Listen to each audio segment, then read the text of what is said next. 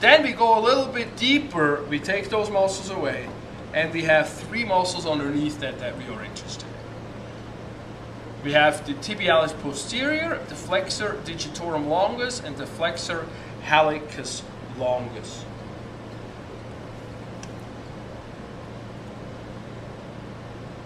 When we look at the back of the leg here, the Tibialis Posterior attaches to the posterior tibia, the fibula, and the interosseous membrane.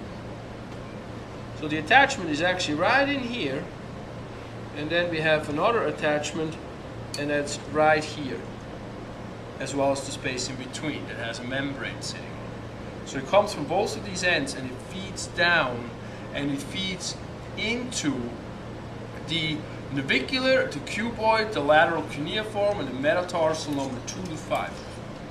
Lots of stuff.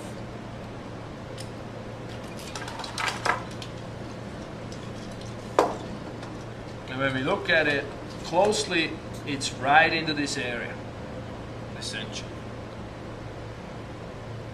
What I'm interested in to know about the posterior tibialis goes into the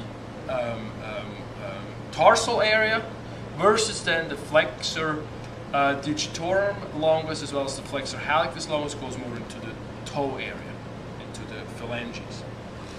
But let's look at their origin first. So the flexor digitorum longus starts right here in the posterior tibia, and the flexor hallucis longus starts right here in the posterior fibula. Their insertion point is the distal phalange for the flexor digitorum longus of the phalanx 2 to 5, and for the flexor hallucis longus, it's the big toe, the number 1, distal phalanx of the toe number 1. In terms of their motion, for the most part, they all do plantar flexion, especially also with the curling of the toes. They run on the medial malleolus side, and they do a little bit of inversion. So if they run right here, and they're attached to these bones, when they contract, they do a little bit of this, a little bit of this motion. Okay?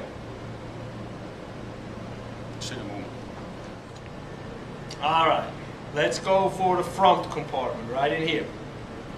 Three muscles again, same sort of setup. The tibialis, this time it's an anterior, and now we have extensors versus flexors, where we have a hallucis longus and the digitorum longus also. So the tibialis anterior is attached right here, and that will be the proximal tibia, sort of the lateral portion of the tibia, proximally. When we look at the insertion, we go into the medial cuneiform, and that's right here, as well as a little bit of the first proximal medial first metatarsal. Of course, when we look at the motion that muscle does, it's going to be dorsiflexion, bringing the foot up. The extensor digitorum longus is attached right here. So it's attached on the fibula,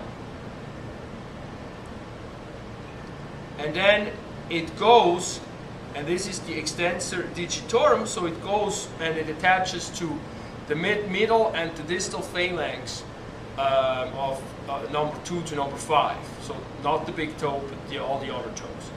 And again, in terms of what it does, dorsiflexion, but also specifically the toes, except for the big toe. And then we have the last muscle of this group, and that's the extensor hallucis longus.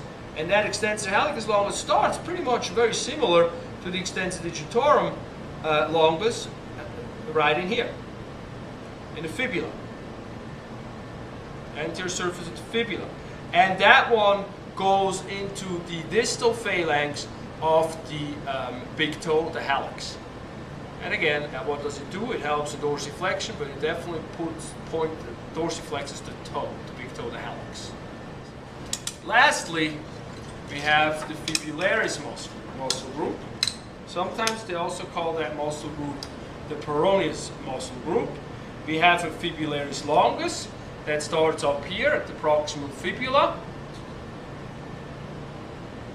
And we have a Fibularis Brevis that starts a little bit further down, same on the fibula. If you look in anatomy books, you will also find a Fibularis Tertius, but we're not going to worry about that for this class. But what's interesting is the Fibularis Longus will, the tendon will go, oops, I'm losing it. The tendon will go down and will go underneath the foot, and it will attach right here at the base of the medial cuneiform and the first metatarsal. So this muscle is an incredible helper because it comes on the outside and it wraps around the foot, that if we have a sprained ankle, sprained like that, these ligaments out here are not strong anymore, this muscle can help out. And people often get tight in here when they have sprained ankles. So what we want to do is we want to train this muscle to be very agile. The Fibularis Brevis, we talked about it starting right in this area here, and it goes right to the metatarsal, the base of the fifth metatarsal. So that does similar in terms of the motion than the longus, but is not as strong. They both do eversion, as well as they help actually if you can't think about it coming from here going to this point, but definitely going down, they help a little bit in plantar flexion. These muscles back here are easy. That's the gastrocnemius, both lateral and medial head. Underneath that, we have, I'm going to take that off like it's easy. Underneath that, we have the soleus muscle right here. This is the tendon of the plantaris, which we don't worry about in this class right now. Together, those are the triceps area. They go straight into the Achilles tendon back here. I can take this whole thing off, take this whole thing out. We have the muscles underneath. Now, these are a little bit tricky. This muscle here that you can see sort of prominently ends up being the Flexor Hallucis Longus.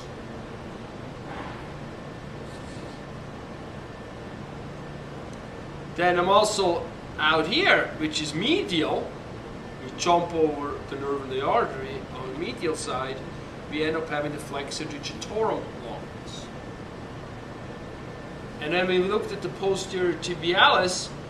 On top, it sort of fans out a little bit and attaches both to the fibula and the tibia, but here it's covered by the popliteus muscle, which we did not cover. So this here is the place where you can see the Posterior Tibialis. Not very prominent, but that's where it is. We turn this to the front. Now it's a little bit easier. We have a shin bone, and right next to the shin, we have the Tibialis Anterior. So that's more logical, more easier to remember. And then we got this muscle right here, and it does have a cousin that's a little lower underneath it. The top layer goes to all the toes if you follow the tendons, and that's the Extensor Digitorum Longus. The underneath one right here follows and goes to the big toe, and so that's the Extensor Hallucis Longus. Last but not least, for our discussion here, we have the lateral compartment. Again, that was two muscles. We have a Fibularis Longus and we have a Fibularis Brevis. The Fibularis Longus is the main muscle that we see, and you can see and follow the tendon, and it goes away. That means it goes underneath and attaches to the base of the medial cuneiform and the metatarsal, the first metatarsal. And then we do have mostly a tendon that we see that attaches right into here, onto the base of the fifth metatarsal, and that would be the Peroneus Brevis. It's indicated sort of on this side, although again this looks almost like a bipentate muscle, so it's a little bit trickier. But that covers all the muscles that we need to know.